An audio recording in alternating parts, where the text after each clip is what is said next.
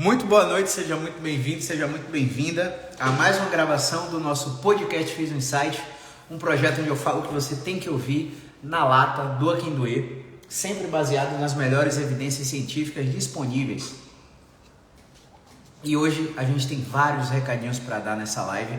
A gente vai falar hoje sobre dor cervical de dois tipos, uma dor cervical que se enquadra numa classificação de radiculopatia, que é um caso extremamente complexo de ser tratado, multiprofissional, multidimensional, interdisciplinar, e um quadro de dor cervical com classificações inconclusivas, tá bom? Antes disso, quero dar as boas-vindas aos 20 alunos que entraram ontem na turma 7 do Método BeExpert. Muita gratidão, já falei na sequência dos stories, já postei, agradeci demais a vocês, falei lá no grupo do Telegram com vocês. Então, muito obrigado pela confiança em acreditar no projeto da turma 7. É um curso que está extremamente melhorado devido aos feedbacks das turmas anteriores. E eu espero que vocês aproveitem a liberação acelerada das aulas. Essa liberação vai ocorrer a cada 7 dias. 2, 3 módulos, 3, 4 aulas vão ser liberadas a cada 7 dias, para que você termine e assimile mais rápido o raciocínio clínico que a gente usa nos nossos pacientes, beleza? Então, vou dar alguns recados antes de entrar no tema, né? Radiculopatia cervical ou inconclusivo? Qual a classificação da dor cervical do seu paciente? Então, recado número 1. Se você entrou na turma 7, você vai mandar um direct para mim e vai falar: Caio, entrei na turma 7. Eu vou te mandar um grupo específico do Telegram, que é onde eu mando o link da sala do Zoom quando ocorrem as sessões clínicas. Beleza? Recado número 2. Sentem seus bumbuns na cadeira e assistam às aulas 0. A aula de boas-vindas, a aula de avaliação musculoesquelética, a aula de estratificação de subgrupos, a aula de neurofisiologia da terapia manual, a aula de educação com base em neurociência moderna da dor, porque logo abaixo dessas aulas vai ter o link que vai te direcionar para a comunidade secreta do Facebook, onde você pode postar seus casos clínicos complexos, para que a cada 15 dias eu passe lá e dê a minha sugestão de abordagem para o seu caso. Mas não se preocupe, porque antes dos 15 dias, com certeza algum aluno mais avançado que você vai ter comentado e te ajudado no seu caso clínico, porque a gente criou há 2, 3 anos praticamente um ambiente de ensino-aprendizagem muito bom dentro dessa comunidade fechada. E o último recadinho antes da gente entrar no tema é que 8 alunos dessa turma entraram através de pagamento por boleto. Ou seja, hoje é o vencimento do boleto. Se esse boleto não for pago, a qualquer momento você vai me ver falando nos stories: sobraram 2, 3, 4, 5 vagas, porque infelizmente alunos geram boleto e não pagam. Então fiquem ligados nos stories, porque se algum dos alunos que gerou o boleto não pagarem a inscrição, eu vou abrir novas vagas com essa oferta que você não vai ver nunca mais no Método BeExpert, com quase R$700 de desconto, beleza? Recado dado, vamos entrar no tema, tá bom? Caio, meu paciente tem dor cervical irradiada para o ombro, para o braço, para a escápula, descendo até a mão, com dormência e formigamento, com perda de força da mão, tensão neuroadversa, alteração dos reflexos. O meu paciente está enquadrado num grupo de bloqueio de movimento, num grupo de radiculopatia ou num grupo mecânico inconclusivo. Como que eu descubro isso? Vamos lá, pessoal. Se você avalia um paciente, o primeiro passo é descartar a probabilidade de doença grave. Como é que a gente faz isso? Perguntas especiais. Você tem cirurgia de grande porte na vida? Você tem perda de peso sem motivo? Você tem história de câncer? Você tomou trauma, queda ou acidente? Nos seus últimos exames de sangue, tem alguma coisa na sua saúde geral que te preocupe? Né? Você tem alterações a respeito de insuficiência vertebrobasilar? Como? 9 perguntas, 5 deles. Drop ataques, desmaios, dizziness, tontura, diplopia, visão dupla, disfagia, dificuldade de engolir, e dysarthria, dificuldade na articulação da fala, né? 5 Ds. Você vai para 3 Ns, numbness, dormência na face ou língua, nistagmo, movimento ocular involuntário e náusea, ânsia de vômito junto com a dor. Depois você vai para 1A, né, que é a ataxia. O paciente não tem nenhum desses 9 sinais, beleza, você reduziu bastante a probabilidade de uma insuficiência vértebro-basilar.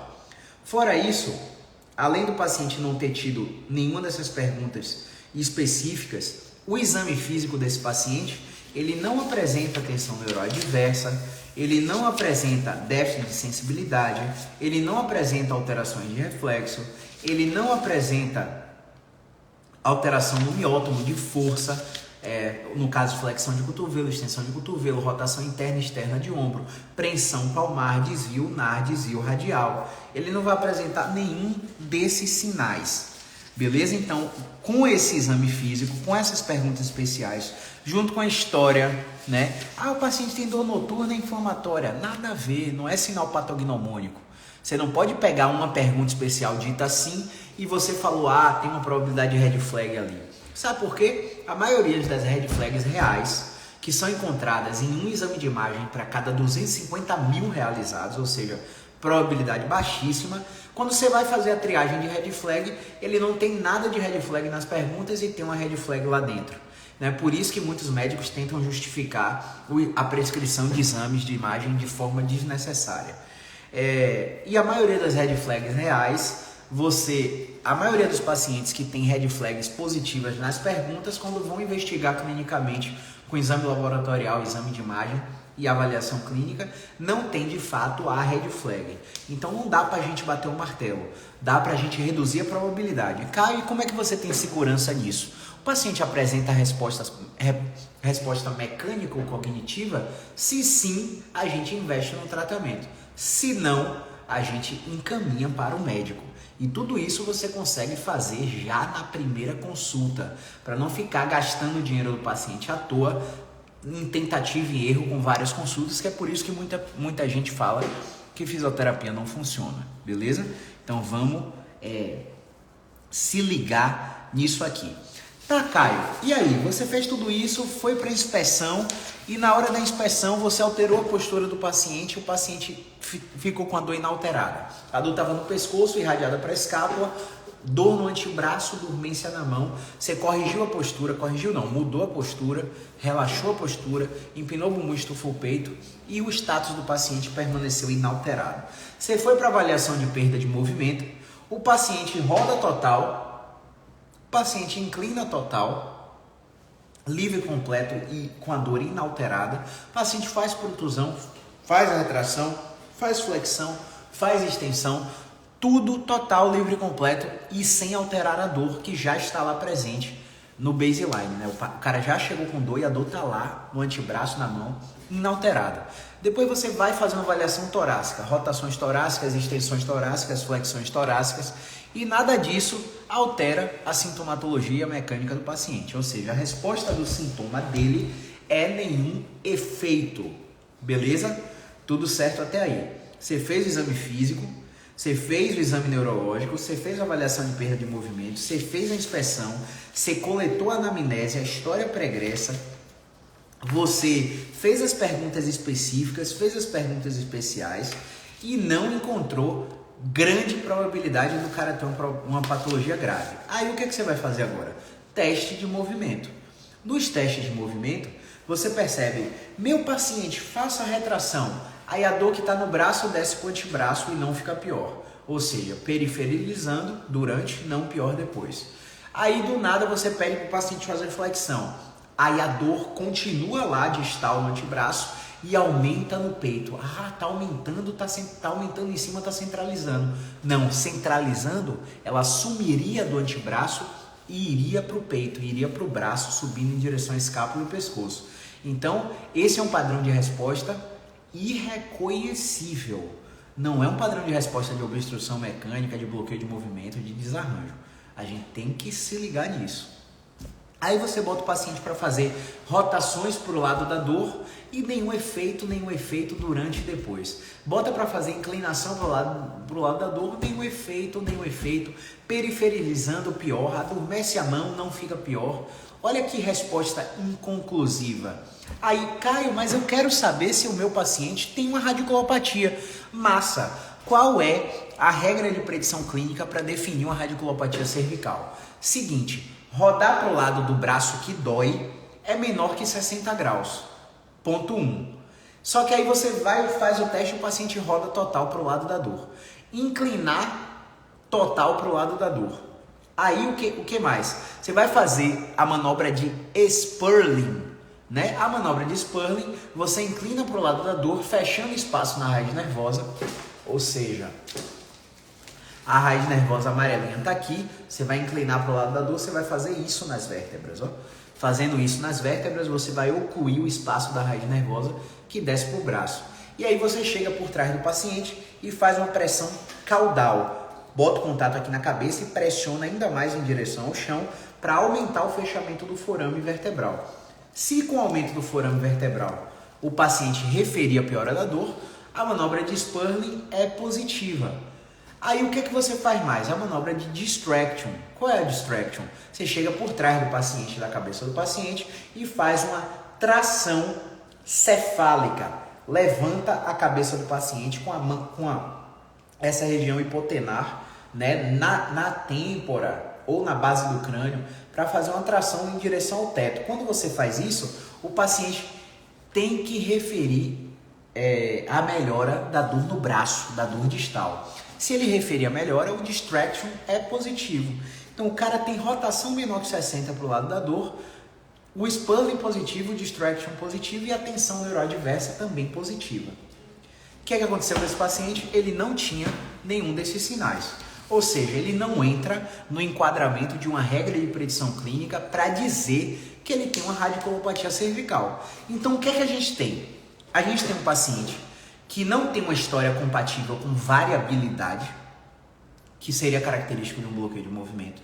A gente tem um paciente que não tem sinais do exame físico neurológicos positivos para incriminar uma radiculopatia, e a gente tem um paciente que nos testes de movimento apresenta uma resposta irreconhecível.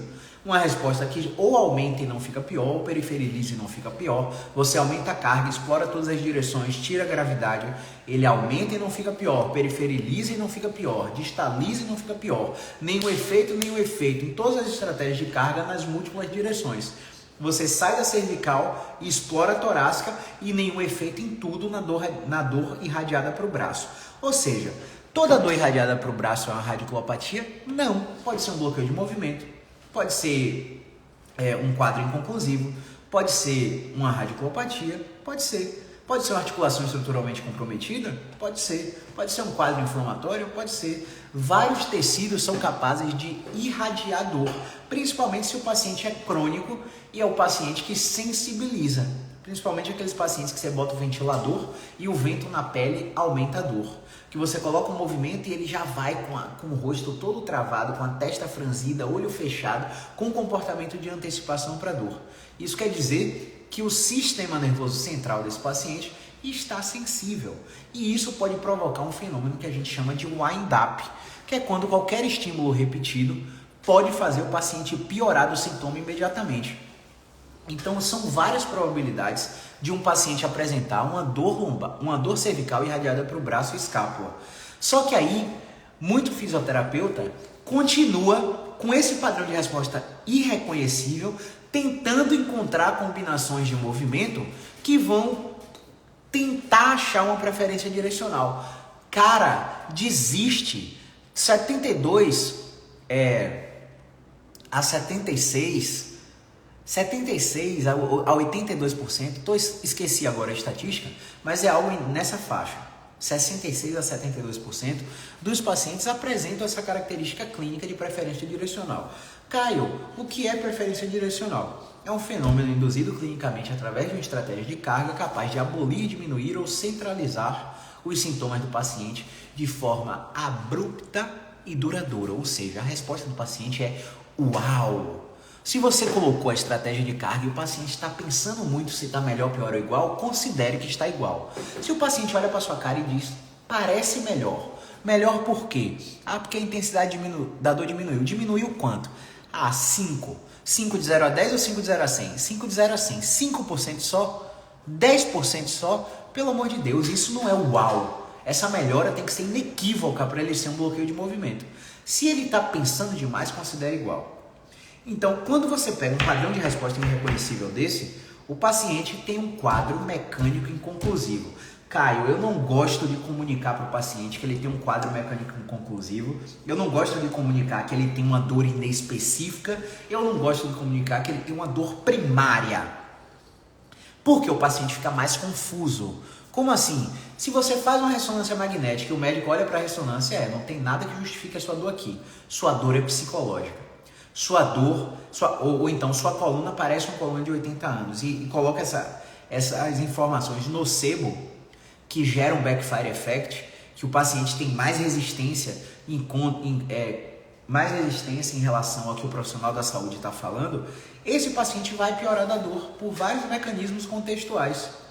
Porque ele tem a descrença, o desamparo e a desesperança baseado nas informações do exame de imagem laboratorial ou do exame físico que o fisioterapeuta, que não está preparado para avaliar esse tipo de quadro, está falando para o paciente. O cara encontrou o padrão de resposta irreconhecível e está tentando encontrar preferência direcional. Não tem preferência direcional. E aí, Caio, o que é que a gente faz? A gente trabalha em contingência de tempo e dor, com prescrição de exercícios, controle de movimento, muitas vezes irradiações e trabalhos estritamente funcionais para a reeducação da marcha, para colocar o paciente na atividade que ele quer voltar a fazer, porque se você continuar trabalhando em amplitude final de movimento, tentando encontrar preferência direcional, esse paciente uma hora vai sensibilizar e vai ter uma cascata de flare-up e você vai perder o paciente.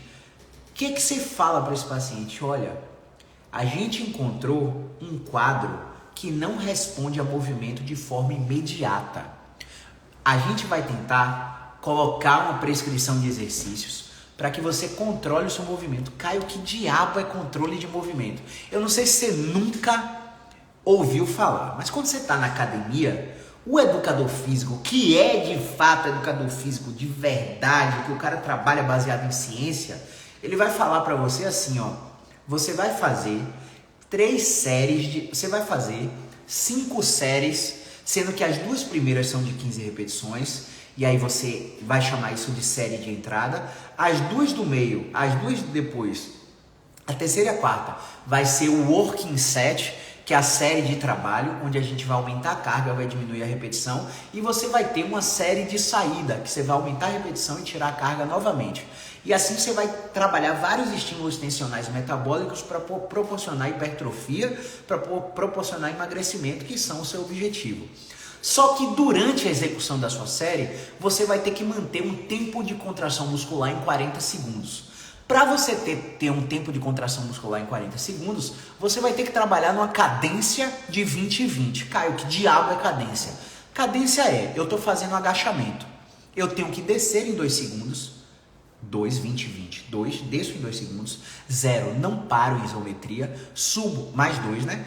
Subo em 2 segundos, não paro lá em pé. E repito nesse tempo. Se eu fizer uma série de 15 repetições respeitando a cadência, eu pego 45, 50 segundos na execução de uma série.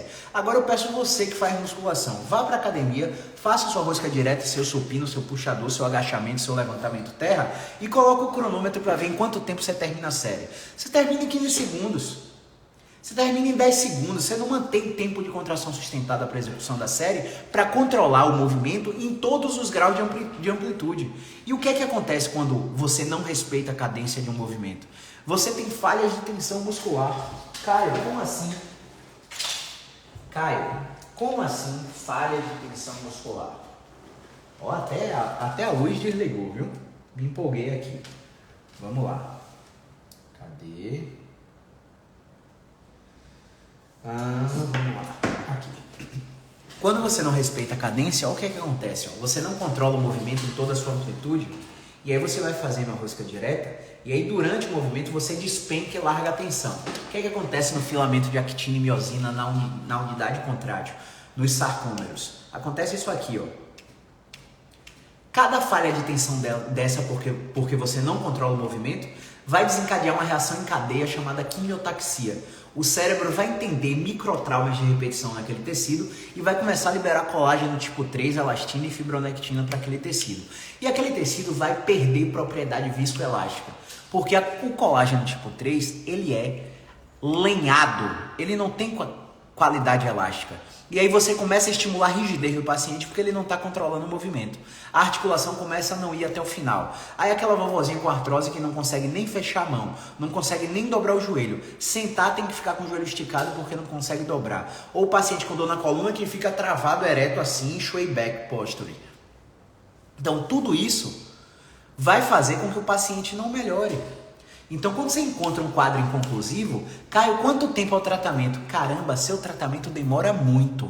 Seu tratamento dura de 1 a 2 anos. Tem caso que resolve em 1 ano, tem caso que resolve em 2, em 1,5. Enfim, a gente não tem uma definição para te dar. Só que a gente sabe que se a gente trabalhar com exercícios cognitivos funcionais para fazer com que esse paciente frequente a mobilidade que ele não está acostumado a frequentar, a gente consegue proporcionar um estímulo neurofisiológico chamado habituação, que todo organismo saudável, sem nenhuma doença reumática, sem nenhuma, geralmente com dor nociplástica, sem nenhuma lesão do sistema somatosensorial, qualquer organismo é capaz de realizar. Então, quando você fala para o paciente, olha, seu tratamento dura 1 ano, dura 2 anos, não quer dizer que toda semana você vai ver o paciente. O paciente tem um afastamento progressivo. Eu vejo o paciente a primeira vez, vejo de novo com 72 horas, depois vejo de novo depois vejo de novo a cada semana, mais 2 vezes. Depois eu começo a ver a cada 15 dias, mais 2 vezes. Depois a cada 30 dias, mais 2 vezes. No final de 1 a 2 anos, tem paciente que fez 16 sessões comigo, 12 sessões comigo, 8 sessões comigo. Por quê, pessoal? Qual é a diferença do nosso trabalho? A gente ensina o que o paciente tem que fazer para controlar a dor. E aí, Caio, você não acha que isso deixa o paciente muito solto? Eu acho que deixa solto. Mas veja, você quer ser responsável pela melhora de uma pessoa que está entregando na sua mão a responsabilidade pelo tratamento dela? Uma pessoa que vem aqui e te fala o que ela quer receber. Eu quero receber acupuntura, eu quero receber osteopatia, eu quero receber pistolinha vibratória. Você, enquanto profissional, vai ficar frustrado, porque você sabe que aquilo não proporciona uma melhora duradoura para esse perfil de paciente. Eu quero uma ventosinha porque me relaxa. Aqui não é tratamento, aqui não é sessão de relaxamento, não. Aqui é tratamento da dor. É tratamento científico da dor. Ah, eu quero quiropraxia. Quem disse que quiropraxia é para você? Ah, eu quero osteopatia. Quem disse que osteopatia é para você? Se eu chegar na avaliação e todas essas perguntas que eu te falei aqui no início forem positivas, eu fizer uma manipulação vertebral na sua cervical e você morrer, você vai dizer que foi eu que te matei? Então, você já está morto, mas sua família vai dizer porque a última coisa que você fez foi ir no quiropraxista, no osteopata, no acupunturista, e o cara meteu uma agulha no seu pescoço para fazer VB20, lesionou sua artéria vertebral e gerou um AVC hemorrágico por iatrogenia, por improbidade técnica, porque não soube avaliar o seu quadro. Então, por que o meu discurso é tão incisivo assim? Porque por mais que o paciente, por exemplo, tem pacientes médicos, tem pacientes que são fisioterapeutas, tem pacientes que são RPGistas, instrutores de pilates, que estão em outra área da fisioterapia ou em outra área da medicina. Por mais que eles sejam da área de saúde, eles não sabem o que eles precisam. Gente, nós que estamos atendendo o paciente não sabemos o que ele precisa até avaliar o paciente. Como é que você vai aceitar que um paciente chegue para você e diga eu quero isso e você vai entregar isso só porque você tem? Você pode até estar passando por uma dificuldade financeira absurda e ser refém do seu paciente, fazer tudo o que seu paciente quer, porque só assim que ele vai te pagar. Agora, uma hora a chave vai virar na sua cabeça. E essa chave vai virar, você vai estar muito frustrado, quiçá com humor depressivo, pensando em abandonar a fisioterapia, trabalhando em várias outras coisas, fazendo bicos porque não está vivendo da profissão, porque você é refém do seu paciente. Porque você não sabe avaliar e reconhecer um padrão de resposta irreconhecível do sintoma. Você fica tentando caçar desarranjo, obstrução e bloqueio de movimento em todo mundo. Ah, Caio, a maioria é bloqueio de movimento. Tá, a minoria existe. E é a minoria que transforma a sua prática clínica. É quando você pega um paciente que já foi para Einstein, para Sírio-Libanês, para Sara Kubitschek, e chega para você e você entende o problema dele e dá as ferramentas para ele melhorar. E mesmo depois das experiências dos melhores centros de saúde do Brasil, ele melhora com você. O fisioterapeuta ali do bairro que está cobrando R$250 na consulta. Quando ele já pagou 6 mil na consulta de um especialista, quando ele já comprou recurso tecnológico que custou 20 mil reais, já foi para o exterior tratar com pessoas. Você acha que isso não acontece? Isso acontece muito. Se a gente for falar aqui agora de hérnia de disco, de lateral shift, vai levantar uma polêmica, né? Claro que vai levantar uma polêmica. Por quê? Um dos maiores artistas do Brasil está supostamente uma crise de hérnia de disco com lateral shift e está sendo submetido a diversos tratamentos. Então, a gente tem que entender que uma coisa é, por exemplo, eu tenho 8 anos de formado. Daqui a 10 anos eu vou ter 18 anos de formado. Supõe-se que com 18 anos de formado eu tenha mais experiência do que com 8. Supõe-se que. Mas do nada na minha vida pode gerar um rebuliço e esse rebuliço me afastar da pesquisa científica, me afastar da língua inglesa e eu começar a não me atualizar, passar anos e anos sem fazer um curso de atualização. E aí você me encontra lá com 18 anos de formado achando que eu sou uma autoridade porque eu tô com um consultório boladão, no melhor local da cidade e porque eu tive vários resultados ao longo da minha trajetória. Só que aí quando você chega pra mim eu tô desatualizado. E aí eu digo que você vai melhorar da hernia de disco com X técnica. E aí chega um aluno, olha só, um aluno que saiu da faculdade há 1 ano, mas quando ele saiu da faculdade, ele fez um curso de inglês, ele começou a falar inglês, ele começou a traduzir artigo e ele senta todo dia, todo santo dia, para ler um artigo. No final de 1 ano com esse hábito, ele leu 360 artigos. No mínimo, se ele estudou 1 hora por dia, ele já fez uma pós-graduação, que são 360 horas pelo MEC.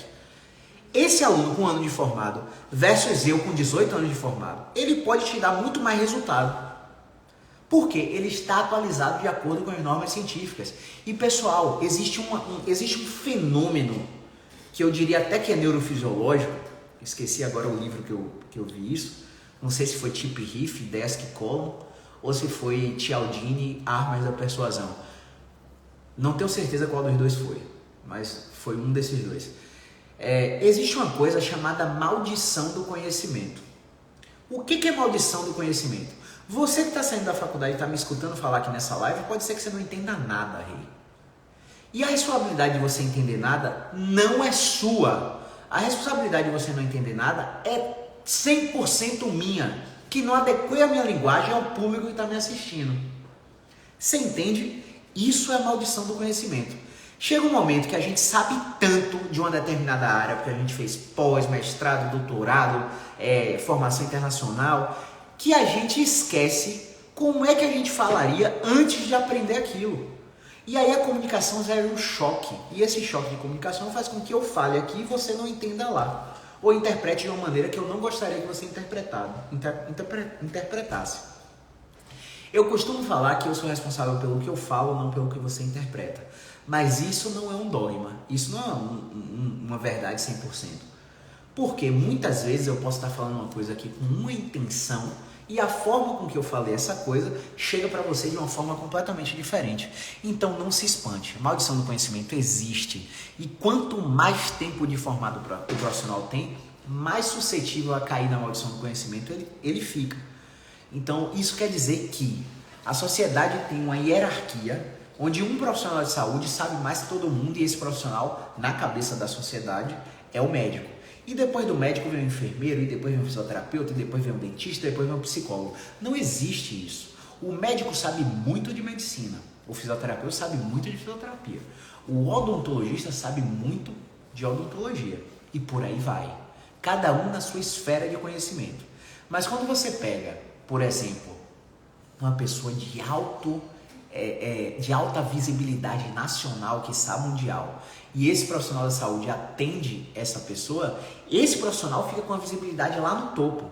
Então, para quem tem letramento científico e sabe que um artigo tal provou que a técnica que vai melhorar esse paciente é a acupuntura e que a técnica de ventosa não funciona para esse perfil de paciente, quem tem letramento científico olha o que está sendo feito e já sabe, ó, isso aqui não vai evoluir bem, isso aqui pode evoluir bem. Então, gente, existem diversos profissionais da saúde altamente renomados que sabem ler inglês, traduzem artigos científicos e utilizam esses artigos científicos na prática clínica. Só que o que acontece? Não é porque eu sei ler inglês que eu tenho um letramento científico. Eu posso vir aqui, ó, na PubMed, olhar para uma coluna cervical e na PubMed, depois de avaliar um paciente com dor cervical, que tem as características que eu citei aqui antes. O cara tem movimento completo, o cara não tem efeito na mudança de postura, o cara não tem perguntas específicas positivas, teste de exame físico tudo negativo, mas o padrão de resposta aos testes de movimento são irreconhecíveis. Ou seja, eu estou diante de um quadro inconclusivo. Diante desse quadro inconclusivo, eu posso chegar na PubMed e falar, ó, de acordo com o sistema de classificação de subgrupos X, o diagnóstico inconclusivo tem um prognóstico Y e vai melhorar com essa intervenção. Beleza. Eu li aquilo ali, assumi como verdade e apliquei no meu próximo paciente. Quem tem letramento científico vai fazer o quê? Vai analisar aquele artigo, não vai ler a introdução, não vai ler a discussão, vai direto para métodos e resultados. Se for revisão sistemática, vai direto para o diamante da revisão. E ele vai saber se aquele estudo pode ser implementado na prática clínica. Exemplo, se você pegar pacientes que têm crise de dor lombar ou cervical, submetidos a cupping, que é ventosa em inglês, durante 6 semanas, num estudo observacional, você vai ver que em 6 semanas de aplicação de ventosa, quase 80% dos pacientes com dor lombar melhoraram. Só que você não tem letramento científico para saber que o estudo observacional não analisa a eficácia de intervenção. Se você tivesse letramento científico, você ia procurar o cupping, a ventosa, dentro de um ensaio clínico randomizado, onde a ventosa foi testada em um grupo e o outro grupo não fez nada, ou o outro grupo fez um tratamento considerado padrão ouro. E aí a gente ia comparar o grupo e ia ver, olha, a mesma quantidade de pacientes que melhorou no grupo ventosa melhorou no grupo que não fez nada, ou seja, a ventosa é placebo. A mesma quantidade de pacientes que fez o TENS em um grupo melhorou igual a quantidade de pacientes que ficou no grupo que não fez nada, ou seja, TENS é placebo. A mesma quantidade de pacientes que fez kinesiotape num grupo melhorou igual a quantidade de pacientes que não fez nada no outro grupo. Isso é um ensaio clínico randomizado. Isso é o profissional da saúde ter letramento científico. Então não é porque você viu aí no Instagram, no YouTube, um cara apontar para um artigo e dizer, ó, segundo esse autor, sua dor cervical vai melhorar com ventosa, TENS, alongamento, piscina e por aí vai. Porque você não sabe se aquele artigo foi feito análise por intenção de tratar, foi do estilo observacional, revisão sistemática, ensaio clínico randomizado, prospectivo, retrospectivo. Você não tem letramento científico para identificar isso. Então eu te falo, sem sombra de dúvidas, que 95% dos tratamentos oferecidos para dor, não só no Brasil não, pessoal, Estados Unidos é a mesma coisa. Não acho que você vai para gringa que vai achar outra realidade não, porque a realidade é a mesma. A realidade é a mesma, infelizmente a gente está dentro de uma bolha e o que eu estou falando aqui para educar vocês, tem 30 mil outros profissionais falando completamente contrário aí. A gente está dentro de uma bolha que muitas vezes essa informação de letramento científico não é disseminada para a maioria das pessoas. Então, voltando ao caso, a comunicação dos pacientes que têm prognóstico reservado, que a gente tem que aguardar a história natural, mantendo ativo, trabalhando em contingência, com controle de movimento, que, repito, é respeitar a cadência de um exercício, você vai fazer agachamento 20-20, coloca o cronômetro e faz 2 segundos descendo, não para, 2 segundos subindo. Você vai fazer supino, desenvolvimento, com cadência 30-30, 3 segundos subindo, não para, 3 segundos descendo, não para, repete. Você vai fazer na cadência 21-20, desce 2 segundos, isometria de 1 segundo, 2 segundos subindo, não para lá em cima. Então, a depender da cadência, você vai controlar mais ou menos o movimento. E quanto mais você controlar o movimento, mais você ativa unidades contrátil, mais funcional sua articulação fica. e provavelmente com menos dor, porque o estímulo metabólico é absurdo do ponto de vista de fisiologia do exercício, para fazer com que haja uma descarga do sistema nervoso central de opiáceos. Então, mesmo que o paciente tenha um quadro inconclusivo, uma radiculopatia, que você tenha que atender ele por 1 ano, junto com o anestesiologista, tomando medicação, você sabe como controlar o movimento dele, como prescrever exercícios para ele, fazendo com que ele não piore com 24 horas, não piore na sua frente e se sinta cada vez mais capaz de se expor às atividades que a dor impediu ele de fazer, ou que o medo impediu ele de fazer. Tocando no assunto de medo, medo é o único fator que não deixa eu dar alta para o paciente. Se eu aplico o FABQ ou a tampa no paciente no início, ela está alta, e no final, mesmo após melhora de sintoma, melhora mecânica, melhora neurológica, melhora funcional, o paciente continua com tampa ou FABQ alto, a gente não dá alta. Porque a emoção medo estimula a ínsula, o córtex cingulado, a amígdala, a ficar no 220. E se o paciente fica no 220, ele tem antecipação enquanto comportamento. Ele tem medo da experiência de dor e por isso ele já vai para o movimento que a gente pede com excesso de contração. Por isso eu bato tanto no martelo de profissionais da saúde, sejam fisioterapeutas, educadores físicos ou médicos, ficarem falando para os pacientes do dor fortalecer o core, fortalecer o glúteo. Porque, pessoal, os testes científicos já mostraram que o grupo que tem dor já tem essa musculatura super ativada comparado com o grupo que não tem dor. Falei que nem cebolinha agora, grupo, né? Enfim. Então a gente tem que aprender a ver o que é que a gente está assistindo, quais são as referências daquele profissional que está falando. Será que esse cara está falando só isso para me vender? Gente, dentro do curso eu tenho um módulo de indução de sono. Nesse módulo de indução de sono, eu coloco várias técnicas de estimulação do sistema nervoso simpático para o paciente relaxar e dormir melhor. O paciente realmente dorme melhor. No final da demonstração da técnica, eu falo para vocês, gente, já foi comparada essa técnica de indução de sono do ponto de vista de terapeutas manuais com respiração progressiva, acho que é protocolo de Jacob de respiração progressiva. Não sei se é Acalme-se o protocolo, onde o paciente deita e faz respiração diafragmática por 5 minutos. E os grupos melhoraram o sono igual, ou seja, eu posso gastar energia fazendo um bocado de técnica manual para melhorar o sono, ou posso simplesmente deitar o paciente e mandar ele respirar de forma diafragmática.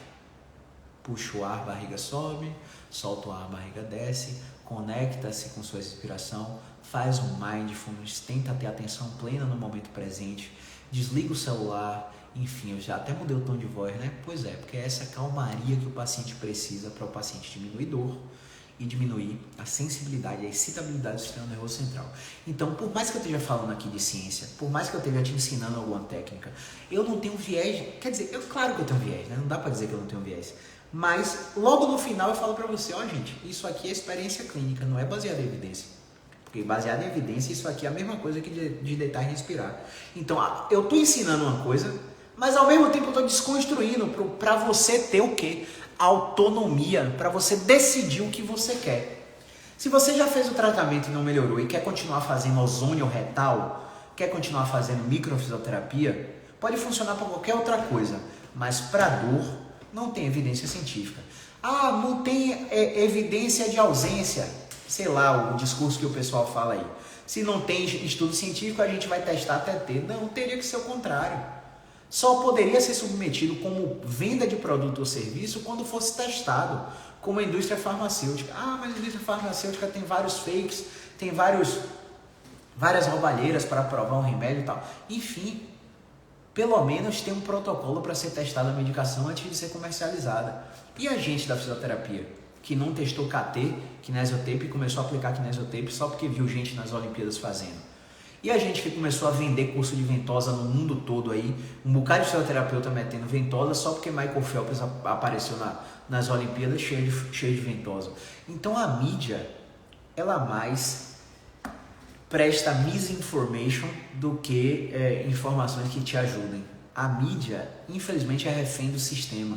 E o sistema quer te ver doente. Porque quanto mais doente você ficar, mais o sistema lucra com você. O sistema não quer você com autonomia. O sistema quer que você dependa dele o tempo todo. Por isso é sobrecarga de exames, por isso é overdiagnosis, por isso cada profissional que você passa, você tem um diagnóstico diferente e aí você fica confuso, não sabe em quem acreditar. Por isso, você vai no médico, o médico fala uma coisa, você chega aqui, eu falo completamente o contrário, você fica confuso. Então, eu sempre falo para vocês, não acreditem em nada que eu estou falando. Testa o que eu estou dizendo. Se você estiver melhorando, amigo, fica comigo. Se você não estiver melhorando, pode seguir seu caminho. Beleza? Enfim, ninguém é dono de verdade aqui, mas... Ninguém é dono da verdade aqui, mas a ciência, ela é mutável. Então, tudo que eu estou falando aqui agora, hoje aqui, que data é hoje? Ó, que data é hoje? Vamos ver que data é hoje. 28 de junho. Dia 30, B&J, PubMed, British Journal of Sports Medicine, JOSPT, Pedro, vão mandar um disparo de e-mail da área musculoesquelética, ortopédica, neurológica e de dor crônica, com vários artigos atualizados com a nota Pedro para o meu e-mail. Então, se chegar um artigo lá que desconstrua tudo isso que eu estou falando, a primeira coisa que eu vou fazer é abrir uma live aqui, ó, live passada eu disse isso, mas saiu um artigo científico provando aquilo. Então, vamos pegar essa informação e aplicar nos pacientes e ver o desfecho do paciente de dor e incapacidade, porque é isso que a gente trata. Beleza? Tem pergunta, pessoal? Alguma dúvida? Pessoal que entrou na turma aí? Pessoal que está assistindo? Alguma pergunta? Então, eu falei nessa live sobre dor cervical sem resposta mecânica. Qual a classificação? Radiculopatia ou inconclusivo? Como lidar? Como abordar? Pensei nisso agora, eu vou botar aqui no título do vídeo, beleza? Tem alguma pergunta? Vamos ficar 2 minutinhos aqui, se chegar a pergunta a gente responde. Grande Brunão, seja bem-vindo, terceiro inscrito, ganhou 5 mentorias individuais, gratidão pela confiança. Ellen Ricardo, quase sempre presente, Anderson Gentil, Tamires Araújo, Ana Martinez, Claudiane Santos, Dona Cristina, Marcos Nascimento. E aí? Parabéns pelo conteúdo, muito bom, obrigado, ArcBA. Não rolou pergunta, né? Tô descendo aqui os comentários. Não rolou pergunta.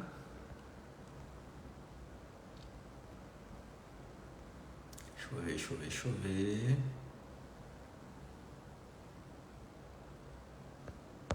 Sem perguntas, né? Então vamos nessa. Vou deixar a live salva, a live vai descer no feed do Instagram, vai descer no YouTube, vai virar podcast lá no Spotify, no Apple Podcast, para você consumir da forma que for melhor. Se você conhece alguém que tem dor cervical, que irradia para a escápula, para o braço, para a mão, que tem dormência, formigamento, que não consegue rodar o pescoço, clica aqui no aviãozinho e encaminha essa live, porque você pode ajudar alguém só com um clique. De repente essa pessoa aparece, marca uma consulta, a gente entende o problema dela e ajuda ela a resolver o problema só porque você tomou a atitude de clicar nesse aviãozinho, beleza? Então é isso. Grande abraço, movimento é vida.